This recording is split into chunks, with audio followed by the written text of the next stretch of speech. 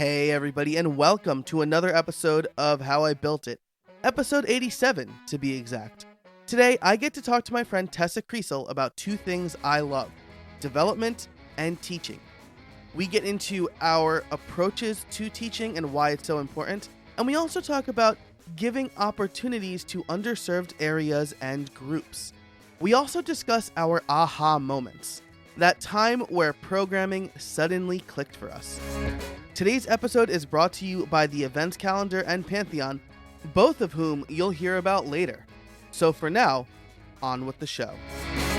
Hey everybody, welcome to another episode of How I Built It, the podcast that asks, how did you build that? Today, I am very happy to have my good friend Tessa Kriesel on the show today. Tessa, how are you? I am fabulous. Thank you for having me. Oh, thanks for being on the show. You are a woman of many hats. We were discussing pre-show what we're going to talk about. So you work for Pantheon and you teach development and you have a website called Outspoken Women. We're going to talk about that middle one, but why don't you tell everybody who you are and what you do? Yeah. So, to summarize what you already said, I work at Pantheon. I'm a developer advocate. The things that I focus on are making sure that people are successful on our platform.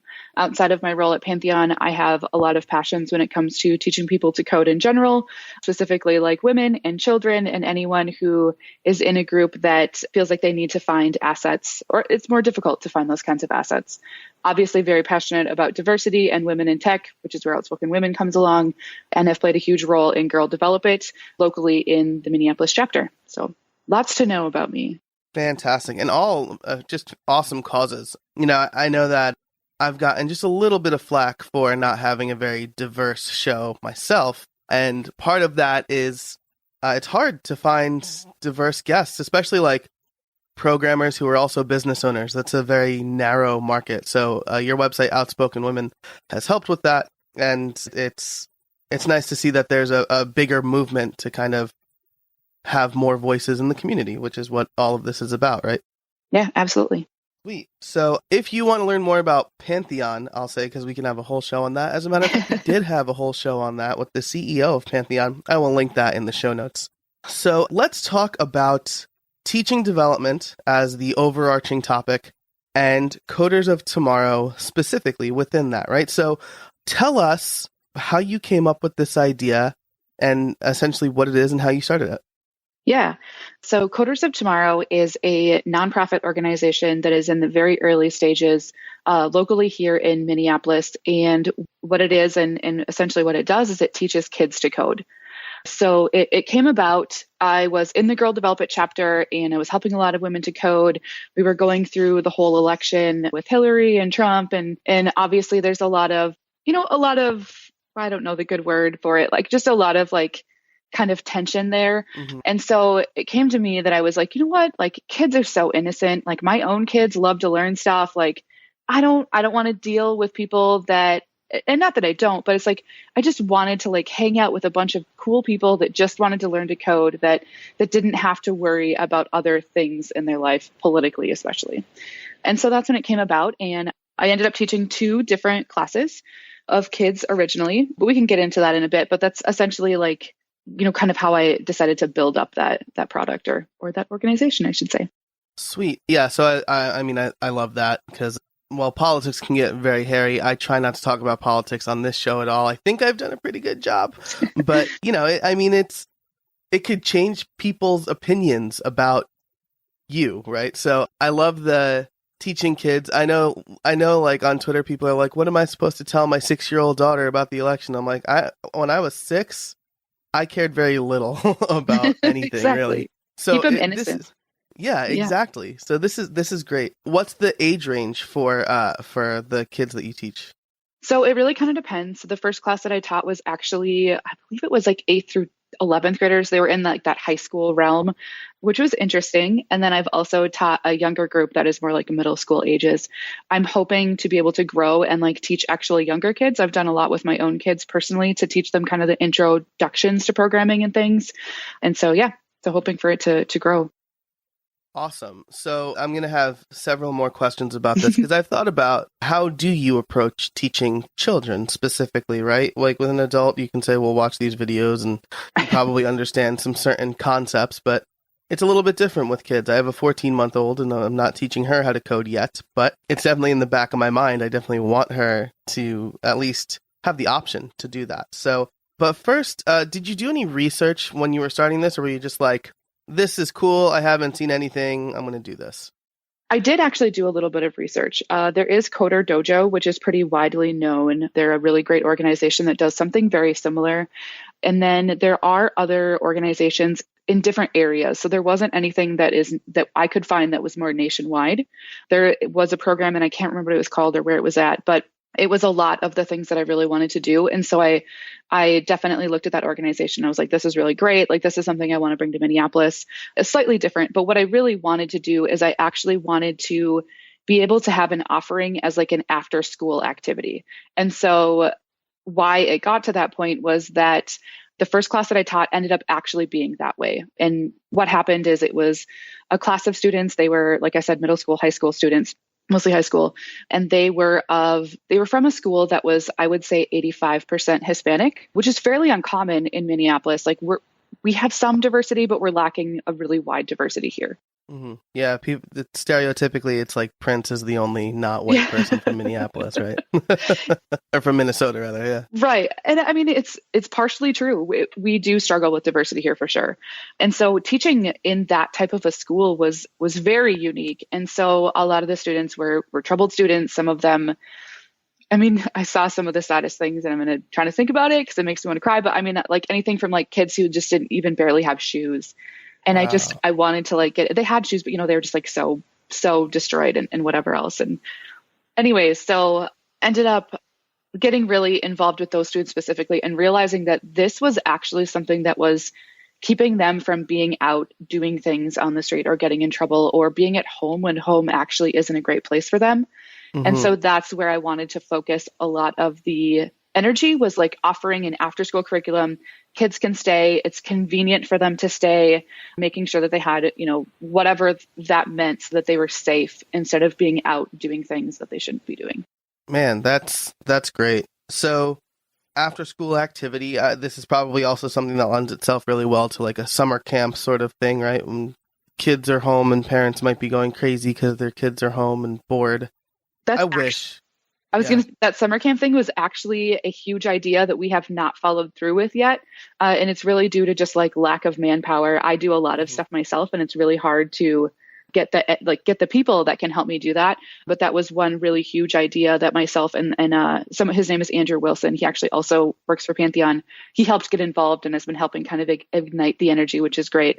But we talked about a summer camp because why not like kick off with a summer camp, like get some foundational, like get out, do something. Mm-hmm. Don't be stuck at home playing video games or whatever, like get out of your house. And yeah, so we very much want to make that happen.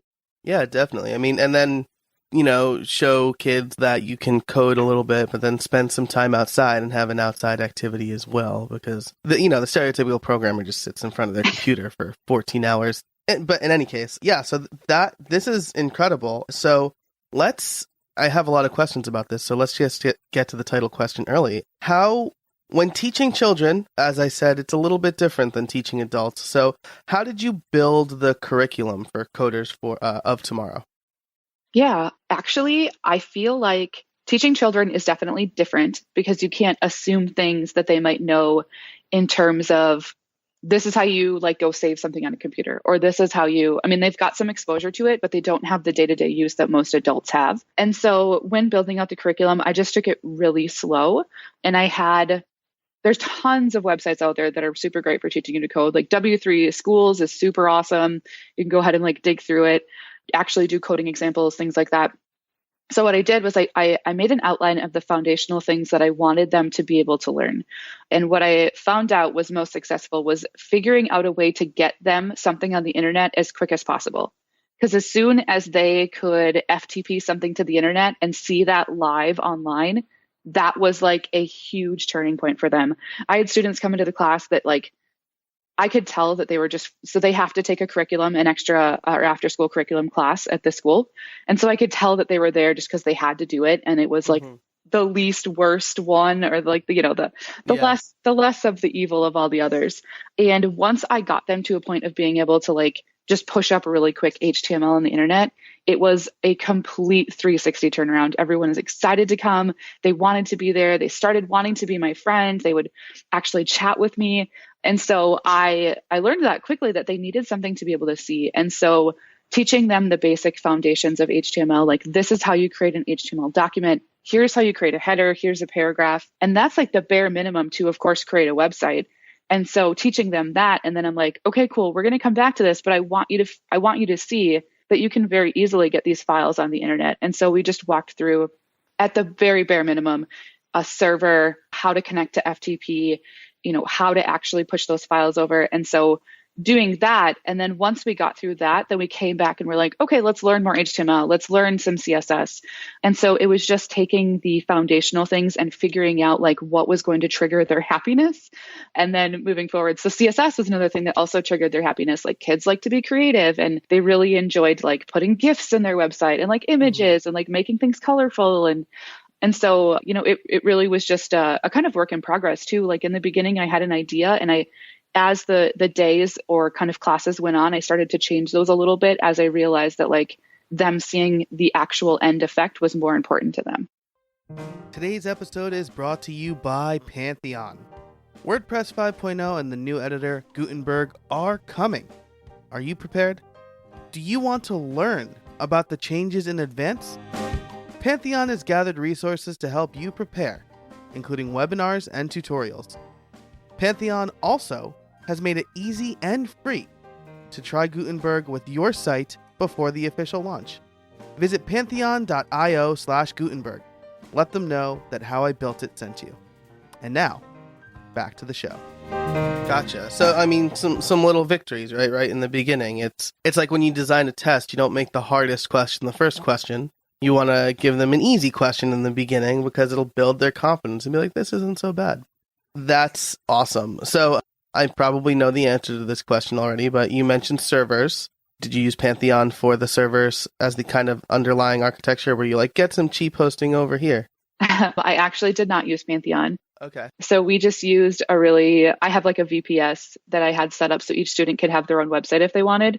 And so we used that just so that they could go ahead and use those websites. However, on the flip side, like very much could use Pantheon. It's super easy to set up a site, and it's obviously free until you want to go live for any like WordPress sites. And that's actually what I want to move forward to, is like teaching kids how to like start to blog and do that with WordPress. So they don't necessarily need a lot of programming experience to do that, but just getting them involved with like, how do I start to express myself? And I know that a lot of times kids really struggle with that, with like being able to kind of share their emotions or let them know like what they're thinking. And I think that blogging and, writing in a journal or whatever helps with that as well. So I think that's actually a really great avenue to move into as well. So we would definitely use Pantheon in that case. Yeah, well, absolutely. So, and that's why I asked, right? We could talk about this maybe at the bottom of the show, but you guys have some really good tools that could aid in the classroom, the technical side of teaching in the classroom. So let's see. So you started with a little bit of HTML, and then you taught them how to FTP to a server.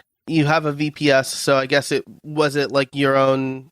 Was it like an IP address for them to access it, or did you have like your own domain pointing to that, or?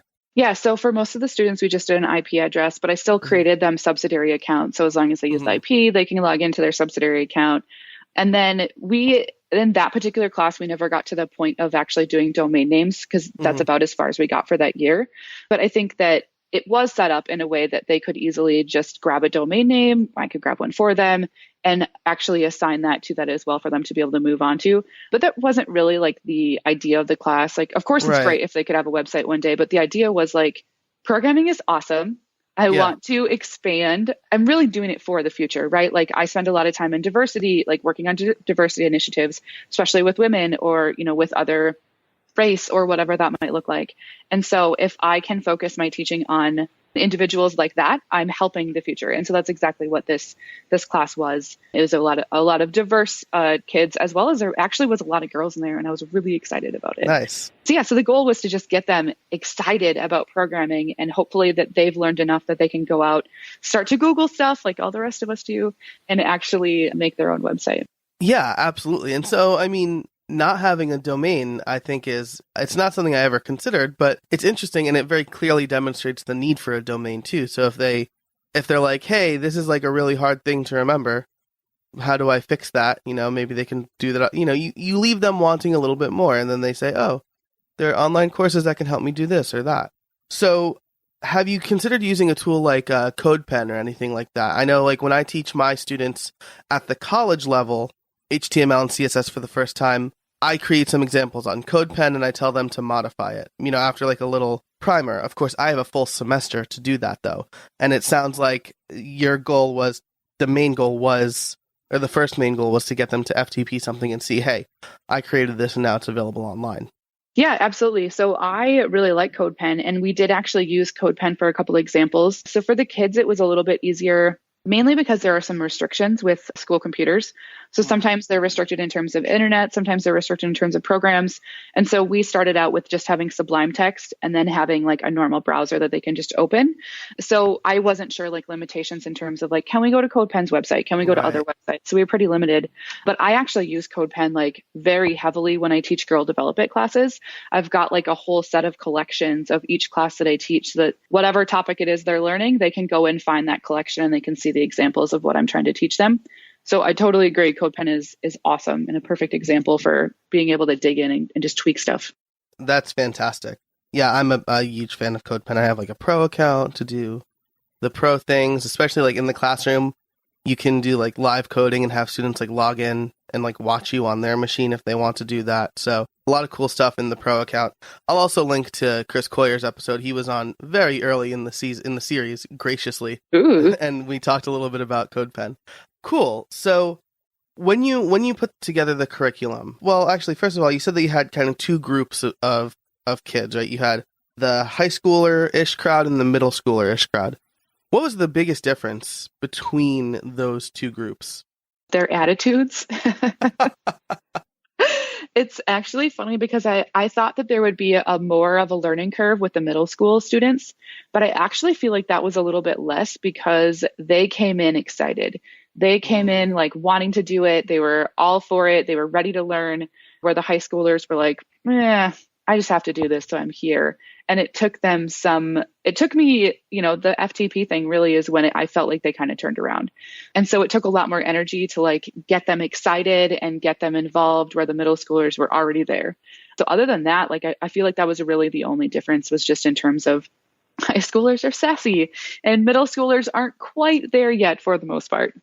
Yeah, I mean, teaching college freshmen, I can definitely fully agree with that statement, right? Especially, I would always pick the 8 a.m. class because I'm a very chipper morning person, and hungover college students are not. So, doing whatever you can to get them excited about a thing that I taught a class they had to take. So getting them excited about this thing, like you said, is very hard. And again, those quick wins. The first quick win for me was always letting them out early on the first day. It was like syllabus day, so we would just read the syllabus and then I'd send them on their way. And then they'd be like, well, maybe this class isn't so bad. So that's fantastic. So you mentioned that you do HTML and CSS. I am very curious to see how you approach CSS. I have a course called An Introduction to HTML and CSS, and I feel like grasping that concept is a little different, maybe a little bit harder than HTML, because you teach tags, they do this thing. But with CSS, there's a lot more variance, right? So what's your approach to that? Totally. And I very much agree with that. I see that in actual kids, and I also see that in adults as well. So what I like to do is I like to focus and spend a lot of time on the actual like syntax of CSS. So like really drilling into them, like what the properties are, what the values are, like how to actually write that. And we spend a significant amount of time on that. And I think that some of the adults, I can tell that sometimes they're like, I understand it, like, let's move on. But I'm like, you really don't. Like it Yeah. gets very complicated. Mm-hmm. And so just making sure that they feel 100% comfortable writing it, like we need the semicolon, we need the brackets, like closing that out and just making sure that they just get through that syntax and get very comfortable with that, I feel like actually makes them a lot more successful. Again, people can get a little frustrated because they're like, I think I get it. Like, let's move on. And like, But getting through that point, I think, is really important. I've also found a lot of really awesome documents, and I'm sure, others have found these too, but there's lots of like really nice charts for CSS that have like the shortcuts on there. Like, here's the properties that you could possibly use.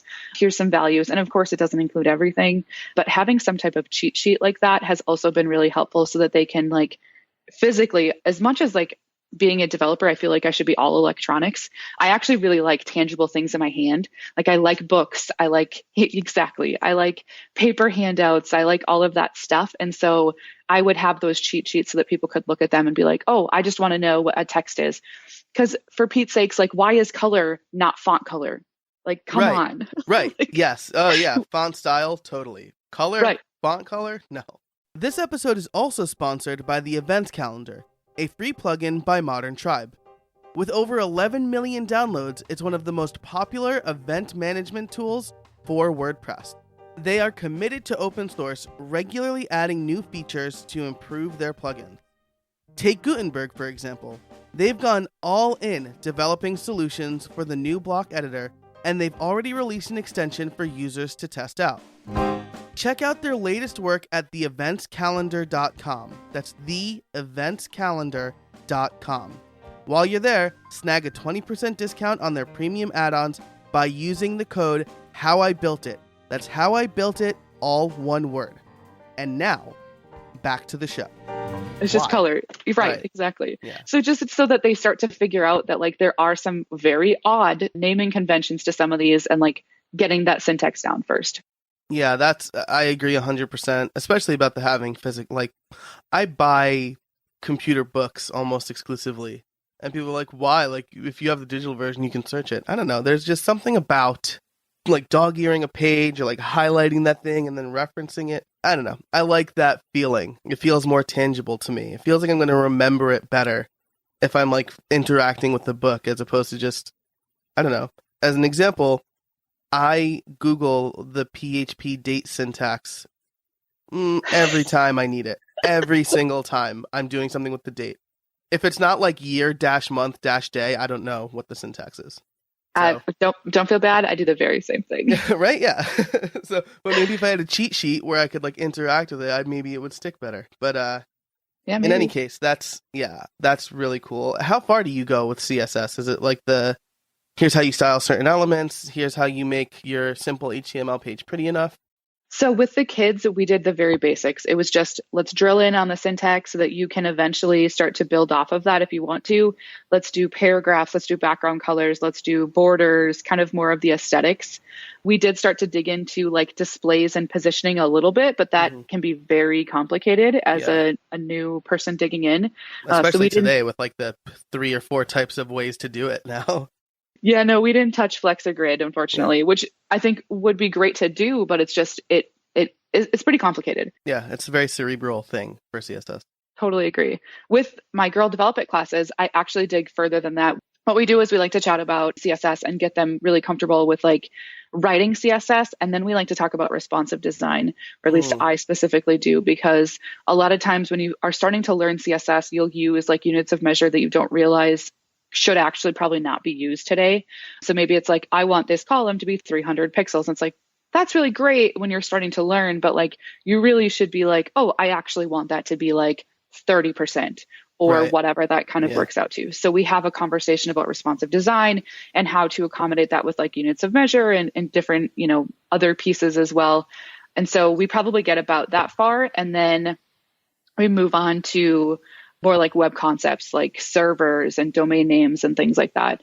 But there's so much to learn in CSS that it actually would be really fun to just like teach let's get super deep and dirty with CSS and learn all the things. Yeah, I have gotten a request to do an advanced CSS class. So, I'm considering that. I'm in Gutenberg land right now, but I'm seriously considering that because it is. Once you learn the basics, you're like, what else can I do with this? I think the approach of talking about units of measure for at least, the Girl Develop It side is good because pixels are a more tangible thing, right? I have a 1,000 pixel area.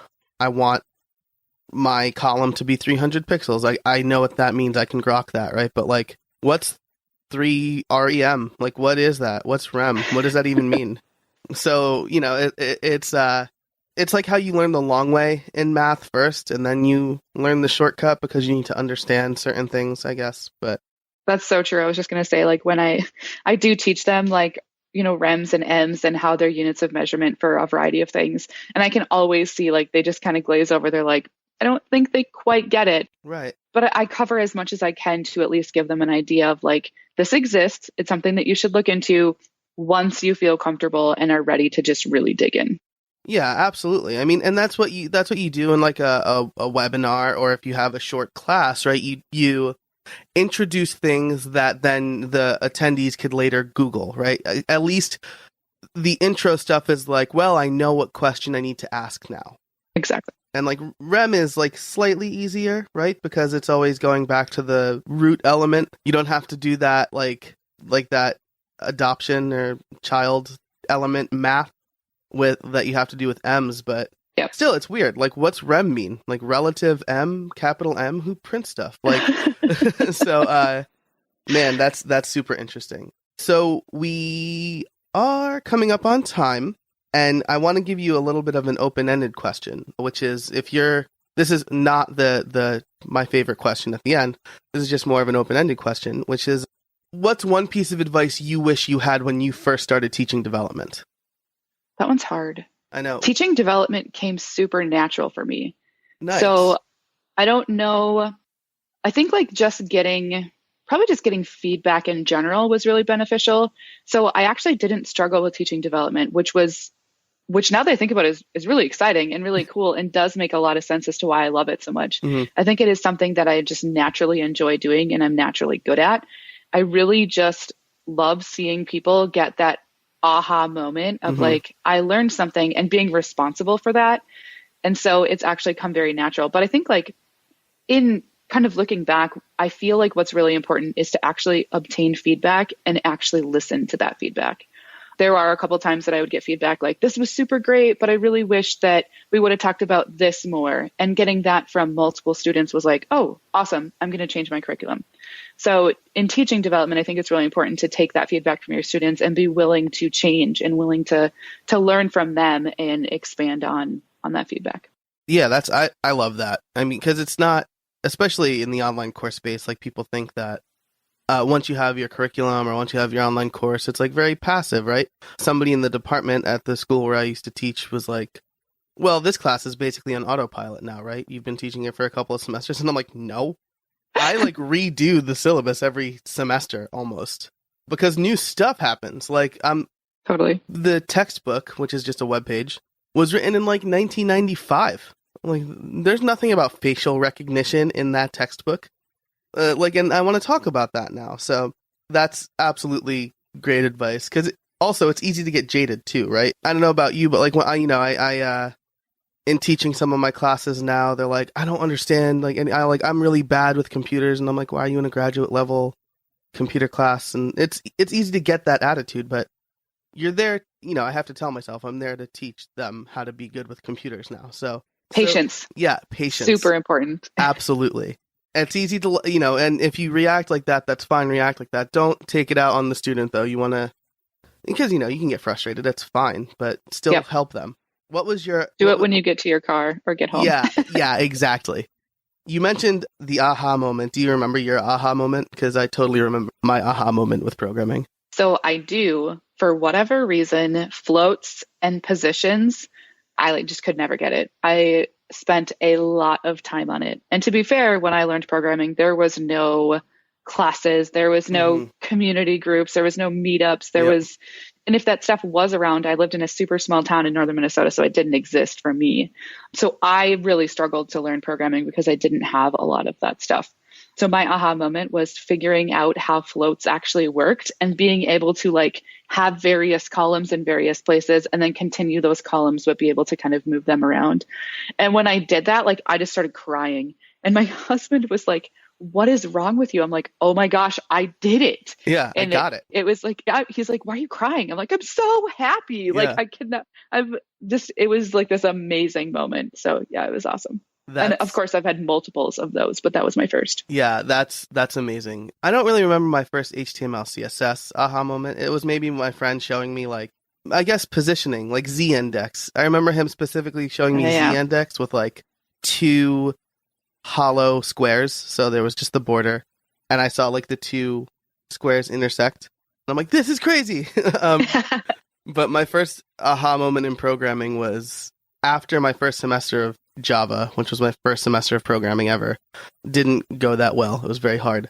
But I was writing like PHP after that because I had to write PHP for this. I was doing a new advanced thing, and like I don't know, I wrote an if statement, and I actually saw it like shake out, and it was like 2 a.m. in my dorm room. And I'm like, man, this worked on the first try. I get control structures now. I just remember going, I totally understand them now, as opposed to just writing them. And yeah, and like so remembering that story helps me empathize with my students who are learning Python right now for the first time, and they're like, I've never seen anything like this. I'm like, no, I know you haven't. It's very hard, and you're not going to get it at the end of these 8 weeks, and I know that. Just take it slow, ask questions. So, awesome. Well, we're at the end of time. I have 2 more questions for you. One is, where can people find you? Into that later. The first one is, do you have any trade secrets for us? So I saw this question on there, and I wanted to come up with something, sassy, because that's totally me. But honestly, like, trade secrets in terms of like teaching development is really just, I feel like, is being a human being that cares about other human beings. And I know that sounds like something super common to just be like, well, of course I care about other human beings, but actually sitting down and thinking about and relating to the other human beings that are in that class. Kids obviously a little bit different, and that was very emotional for me, especially some of those students hearing the things that they were going home to or the things that they went through. But in terms of adults as well, it's like I had students that were coming in that were in, really bad careers or in really bad life places, and they wanted to change that. And so really actually stepping back and seriously thinking about what their life is like and how you can help them can be very emotional, but can also be incredibly rewarding. There are multiple women that have moved on to actually having careers in development, and I started that, and it is the most amazing feeling in the entire world. So be a good human that cares about other humans when you are kind of working in this, and in general, just in life, we all need that more. Absolutely. And we all need that reminder. I'm going to like record this and just play it when I need to. Like, that'll be like my easy button sound, when I get frustrated, when I forget what my students are going through. That's excellent advice. It's very, very rewarding to be a teacher. Cool. Well, Tessa, thanks so much for joining me today. Where can people find you?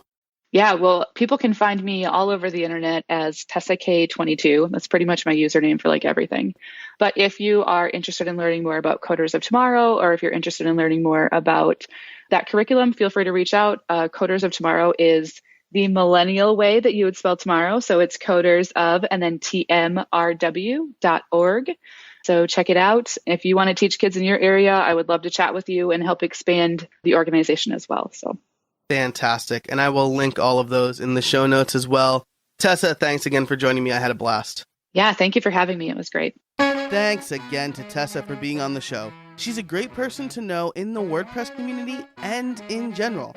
She's dedicated and passionate. She also offers some great tips for teaching and learning web development. My question for you this week is, what was your aha moment in whatever it is you do? You can email your answers to joe@howibuilt.it or post your answer over at our Facebook community. Thanks again to our sponsors, Pantheon and the Events Calendar. Definitely check them out. They are 2 companies that are so dedicated to the community that I am proud to have them as supporters of this show. For all of the show notes, head over to howibuilt.it/87. If you like the show, head over to Apple Podcasts and leave us a rating and a review. It really helps people discover the show. You can also join the Facebook community I just mentioned over at howibuilt.it/Facebook. I want to build a strong community for this podcast, and Facebook is the place to do it. Thanks for joining me, and until next time, get out there and build something.